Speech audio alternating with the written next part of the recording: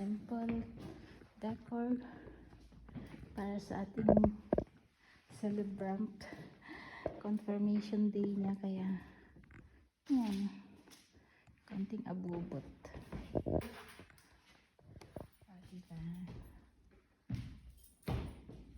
Wala tayo nito nung kapanahunan natin, kaya gawin natin sa mga anak natin hanggat kaya natin, diba?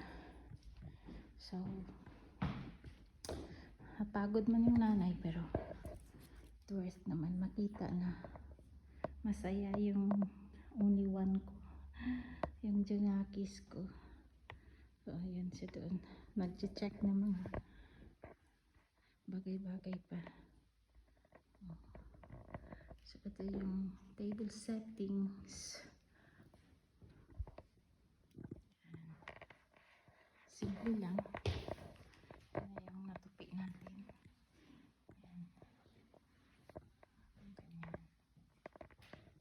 Love it. Akong gumawa nito.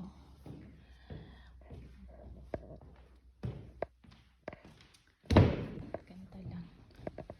So, yan.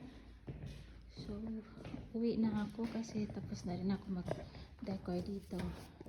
Dito kami bukas uupo na family. So, yan. Salamat naman at naayos ko ang bagay-bagay na to.